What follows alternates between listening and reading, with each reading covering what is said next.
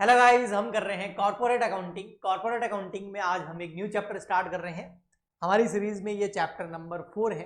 आपकी बुक के अंदर हो सकता है ये चैप्टर नंबर 2 या 3 हो, उससे कोई फर्क नहीं पड़ता है चैप्टर नंबर से। चैप्टर का नाम ये होना चाहिए रिडम्पशन ऑफ डिवेंचर, अंदर कॉन्टेंट पूरा का पूरा सेम रहता है। देखो, हमने इशू ऑफ डिवेंचर सीखा था, अब हम सीख रहे हैं redemption of debenture. Issue of debenture में क्या होता था, डिवेंचर को हम इशू करते थे। देखो, दोनों में थोड़ा सा फर्क है ना। इशू ऑफ डिवेंचर में क्या होता था, इशू ऑफ डिवेंचर वैसे तो आपको पता ही है, बट ठीक है थोड़ा सा मैं बता देता हूं। इस केस में जो कंपनी होती है ना, वो डिवेंचर इशू करती है। डिवेंचर इशू करती है किसको? इन्वेस्टर्स को, पब्लिक को, जिसको और जो भी बंदे इस डिवेंचर्स को परचेज करते हैं उनको हम बोलते हैं डिवेंचर होल्डर। और कंपनी के पास में क्या जाता है, पैसा आता है। ओके, फॉर एग्जाम्पल के लिए 10%, 8,000 debenture at the rate 100 rupees each. 8,000 debenture है और एक की डिवेंचर कितने रुपए का? 100 रुपए का। तो कितने हो गए भैया? 8 लाख रुपए हो गए। तो 8 लाख रुपए आ गए कंपनी के पास में। अब कंपनी उस 8 लाख रुपए को क्या करती है? अपने बिजनेस में यूज करती है। ओके, और इसके अलावा ये जो 8 लाख रुपए यूज कर रही है, हाँ, इसके बदले में इनको क्या मिलेगा? ओनली डिवेंचर लेके बैठ जाएंगे क्या उस डॉक्यूमेंट को? नहीं, इसके बदले में इनको मिलता है इंटरेस्ट। इंटरेस्ट मिलता है। कितने परसेंट मिलेगा? 10%। अब 8 लाख का 10% कर दो तो 80,000 रुपए पर मंथ मिलेगा। अगर टीडीएस वगैरह है तो काट कुटा के मिल जाएगा। ओके, वो भी टॉपिक हमने किया था इशू ऑफ डिवेंचर चैप्टर के अंदर। अब यहां एक बात आप देख रहे हो ना, इंटरेस्ट का मामला है ना, यानी कि एक तरह का लोन है। इसीलिए हम जो डिवेंचर्स होते हैं उनको बैलेंस शीट के अंदर, बैलेंस शीट वाला टॉपिक, बैलेंस शीट का फॉर्मेट पूरा मैंने अच्छे से समझाया है अलग से लेक्चर के अंदर, आई होप आपने देखा होगा।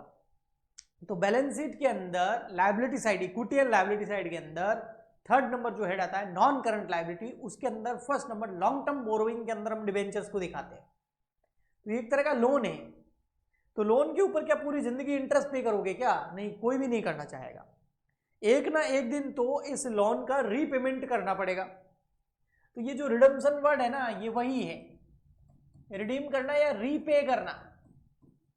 रीपेमेंट किसका? जो ये 8 लाख रुपए लिए है ना, इसका पेमेंट करो और इनसे डिवेंचर वापस ले लो, ताकि कंपनी को अब इंटरेस्ट पे करना नहीं पड़े। इसी को बोलते हैं रिडम्पशन ऑफ डिवेंचर।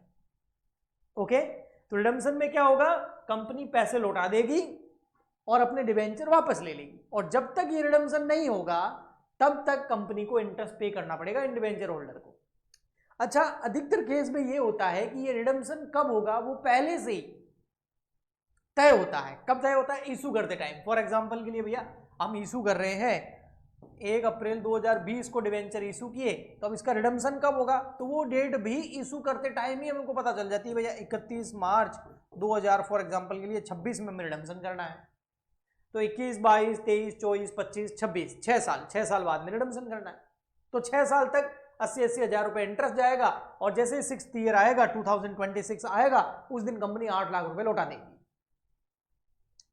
मैं कह रहा हूं यहां पर बहुत ही एक इंपॉर्टेंट लाइन, मैं कह रहा हूं 8 लाख रुपए लौटा देगी, है ना, लेकिन वो 8 लाख रुपए आएंगे कहां से? अब आप बोलोगे भैया ये 8 लाख रुपए इनके डिबेंचर होल्डर से आए थे ना 2020 में, वही तो लौटाने। अरे भैया नहीं, वो जो 2020 में हमने 8 लाख रुपए लिए ना, उसको तो बिजनेस में यूज कर लिया। बिजनेस पर्पज के लिए तो लोन लिया जाता है, वो लोन तो यूज कर लिया ना। जैसे होम लोन लेते हैं ना, तो घर बना देते हैं, उसके बाद कमा कमा करके इंटरेस्ट पे करते हैं, इंस्टॉलमेंट पे करते हैं ना। तो ये 8 लाख रुपए तो यूज हो गए बिजनेस के अंदर, बिजनेस के ऑपरेशन में चले गए। अब ये वापस 6 साल बाद में जब 31 मार्च 2026 को ये पैसे देने होंगे तो कहां से लेके आओगे? यानी कि जब रिडम्पशन करोगे, यानी कि रीपेमेंट करोगे, तो वो पैसा कहां से आएगा, उसका सोर्स क्या होगा? बस यहीं से हमारा चैप्टर आगे बढ़ेगा। मेथड में बाद में कराऊंगा, पहले मैं बात करूंगा सोर्सेज की। ये जो रिडम्पशन करोगे ना, इसका सोर्स क्या होगा? Sources of redemption for debenture,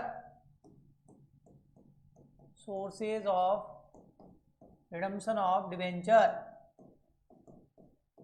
मतलब डिवेंचर्स के लोन का जो रीपेमेंट करोगे उसका सोर्स क्या होगा भैया बताओ। तो हम यहां पर बात करेंगे 2 तरह के सोर्सेज की। ये हमने रिडम्पशन ऑफ प्रेफरेंस शेयर में भी देखा था।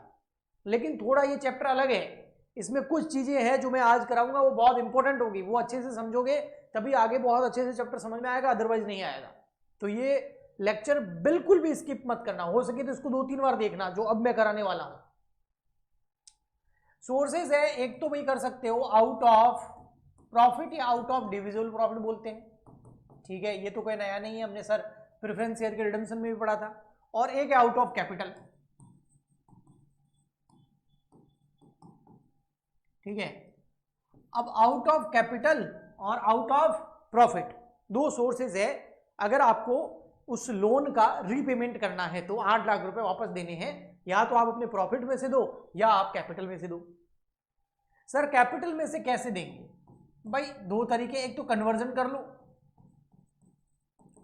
कन्वर्जन ऑफ डिवेंचर, यानी कि कन्वर्जन मतलब भाई आपको 8 लाख रुपए देने हैं ना, तो 8 लाख रुपए मत दो, उसकी जगह नए डिवेंचर दे दो और पुराने वाले डिवेंचर वापस ले लो, कन्वर्ट कर दो। या फिर पुराने वाले डिवेंचर ले लो 10% वाले और उसकी जगह नए इक्विटी शेयर दे दो। तो कन्वर्जन से जब डिवेंचर करते हैं तो उसको बोलते हैं आउट ऑफ कैपिटल जो है रिडम्पशन हो रहा है। या फिर न्यू शेयर इशू कर दो मार्केट में, है ना, proceed from issue of new share, proceeds from issue of new share,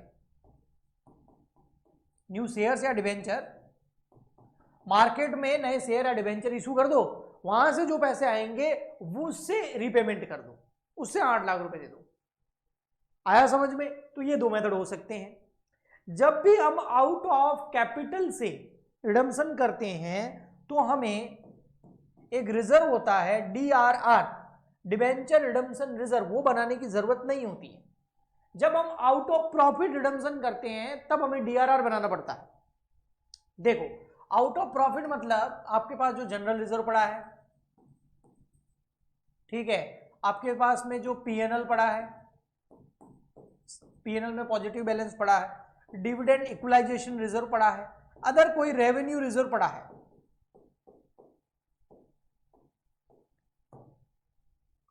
in reserve से पैसा निकालो और उसको DRR में डाल दो और फिर रिडम्पशन करो। यानी कि देखो अगर हम आउट ऑफ प्रॉफिट रिडम्पशन करेंगे तो हमें DRR, इसका फुल फॉर्म होता है डिबेंचर रिडम्पशन रिजर्व, बनाना पड़ेगा, डिबेंचर रिडम्पशन रिजर्व, ये बनाना पड़ेगा आपको, ठीक है, ये बनाना पड़ेगा आपको। लेकिन अगर आप आउट ऑफ कैपिटल रिडम्पशन करते हो, कन्वर्जन से करते हो, न्यू शेयर मार्केट में इशू कर, उससे पैसा जो आता है उससे आप रीपेमेंट कर रहे हो, तो इस केस में आपको DRR, डिबेंचर रिडम्पशन रिजर्व बनाने की जरूरत नहीं है।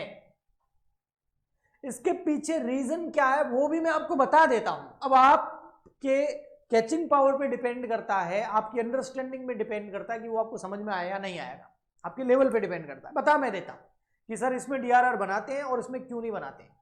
देखो बात ऐसी है, बात बैलेंस शीट से रिलेटेड है। जब हम आउट ऑफ प्रॉफिट रिडम्पशन करते हैं तो उस केस में हमारी जनरल रिजर्व नाम की लायबिलिटी जो रिजर्व एंड सरप्लस में होती है, इक्विटी एंड लायबिलिटी साइड में, इक्विटी एंड लायबिलिटी साइड के अंदर जो आपका शेयर होल्डर फंड होता है उसके अंदर शेयर कैपिटल और second number reserve and surplus होता है।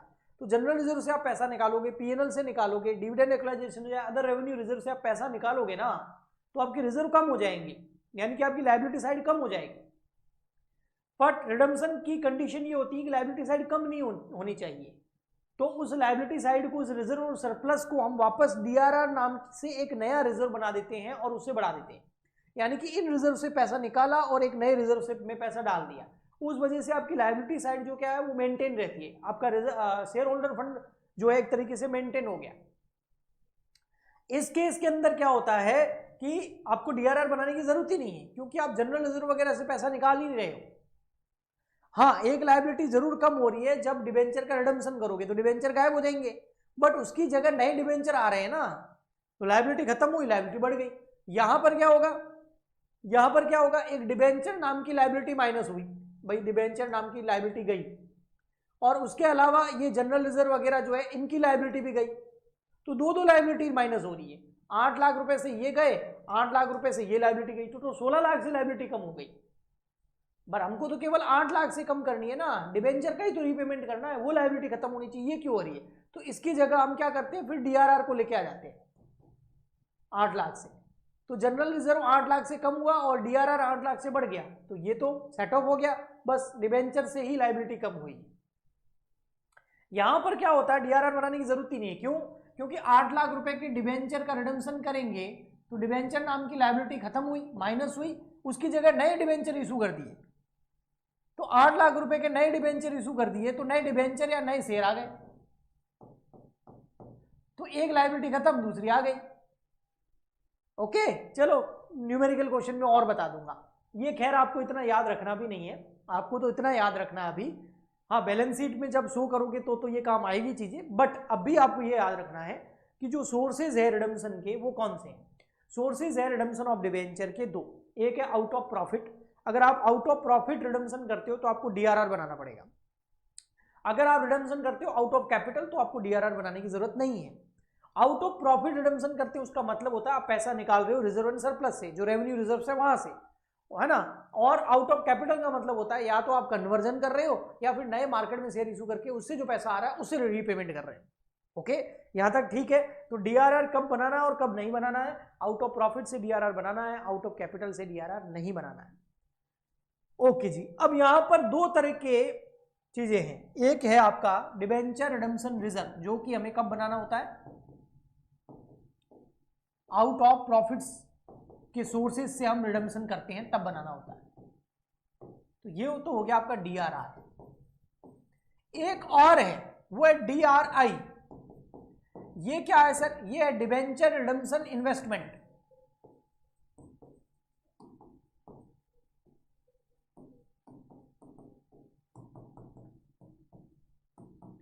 अब मैं थोड़ा सा ये बताता हूं कि देखो रिजर्व में जो पैसा डाला है ना वो तो ठीक है, अब वो पैसा जो है ना आपको कहां ट्रांसफर करना होता है, डीआरआई के अंदर भी पैसा कुछ ट्रांसफर करना होता है, यानी कुछ पैसा आपको इन्वेस्ट भी करना होता है, ताकि जब आप रिडम्पशन करो ना तो उस डीआरआई नाम से इन्वेस्टमेंट को बेच दो और उसको बेचने के बाद में जो पैसा आता है वो आपके रिडम्पशन में काम आ जाएगा। तो दो तरह के रिजर्व बनाने पड़ते हैं, एक डीआरआर डिबेंचर रिडम्पशन रिजर्व और एक डीआरआई यानी कि डिबेंचर रिडम्पशन इन्वेस्टमेंट। ओके जी, ठीक है।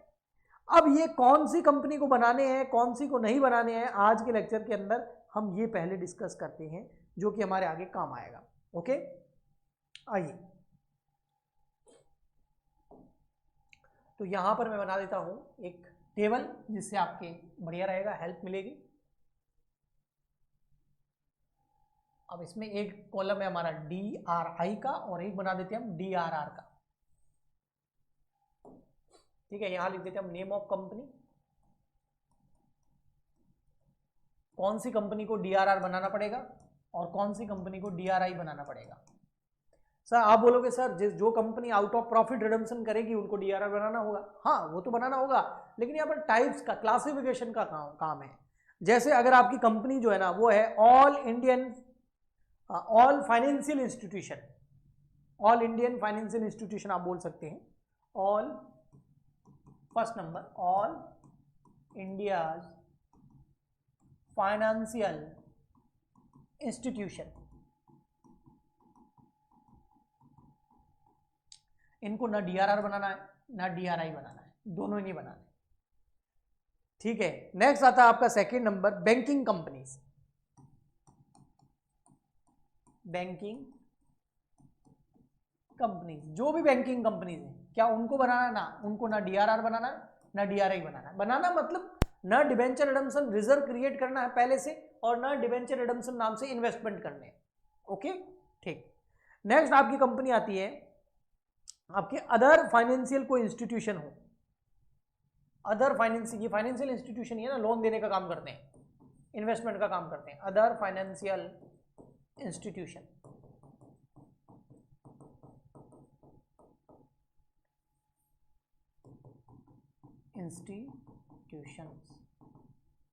क्या इनको बनाना है, नहीं। नेक्स्ट फोर्थ नंबर, अब बारी आती है बेटा लिस्टेड कंपनीज की। लिस्टेड कंपनीज वो कंपनीज होती है जो स्टॉक मार्केट के अंदर लिस्टेड होती है, यानी कि पब्लिक कंपनी जो जिसके शेयर्स हम स्टॉक मार्केट के अंदर, शेयर मार्केट के अंदर खरीद सकते हैं या बेच सकते हैं, उसको बोलते हैं हम लिस्टेड कंपनी। ओके, अब लिस्टेड कंपनी में भी 2-3 तरह की कंपनी होती है। एक तो होती है आपकी एनबीएफसीज, एक होती है NBFCs, non banking finance company. जो नॉन बैंकिंग फाइनेंस कंपनी होती है, इनको डीआरआर बनाने की जरूरत नहीं है। ओके, क्या इनको डीआरआई बनाना होगा? यस, इनको डीआरआई बनाना होगा। कितने परसेंट बनाना होगा, कितने परसेंट पैसा डीआरआई में और डीआरआर में डालना होगा, बताऊंगा मैं आपको। तो ऐसी लिस्टेड कंपनी जो एनबीएफसी यानी कि नॉन बैंकिंग फाइनेंस कंपनी है, उसको डीआरआर बनाना है, बट डीआरआई बनाने की जरूरत नहीं है। नेक्स्ट आती है आपकी एचएफसीज, हाउसिंग फाइनेंस कंपनीज। इनको भी डीआरआर में कोई भी पैसा नहीं डालना है, रिजर्व पहले से नहीं बनाना है, लेकिन डीआरआई में इन्वेस्टमेंट करना पड़ेगा अगर ये इस कंपनी अपने डिवेंचर का क्या करे, रिडम्पशन करे। फिर आती है आपकी other listed companies, third number, other listed companies, मतलब इन दोनों के अलावा अदर लिस्टेड कंपनीज, मतलब एनबीएफसी और एचएफसी के अलावा जो अदर लिस्टेड कंपनीज हैं उनको डीआरआर नहीं बनाना, उनको डीआरआई बनाना है। ओके सर, ये तो हो गई फोर्थ नंबर लिस्टेड कंपनी। आज फिफ्थ नंबर आता है हमारा अनलिस्टेड कंपनीज। ऐसी कंपनी जो अनलिस्टेड है, मतलब शेयर मार्केट में उनके शेयर्स आपको नहीं मिलेंगे, वो अनलिस्टेड। अब अनलिस्टेड कंपनीज में भी आपकी कितनी है? 3 है। एक है एनबीएफसी। सर इस एनबीएफसी में और इस एनबीएफसी में क्या फर्क है? ये शेयर मार्केट में लिस्टेड है, इसके शेयर्स आप मार्केट में जाके, स्टॉक मार्केट में, शेयर मार्केट में जाके खरीद सकते हो, इसके शेयर्स आप स्टॉक मार्केट में जाके नहीं खरीद सकते। तो इसको ना डीआरआर बनाना है ना डीआरआई बनाना है। दूसरी अनलिस्टेड कंपनी जो कौन सी होगी? एचएफसीज, हाउसिंग फाइनेंस कंपनी, उसको भी ना डीआरआर बनाना है ना डीआरआई बनाना है।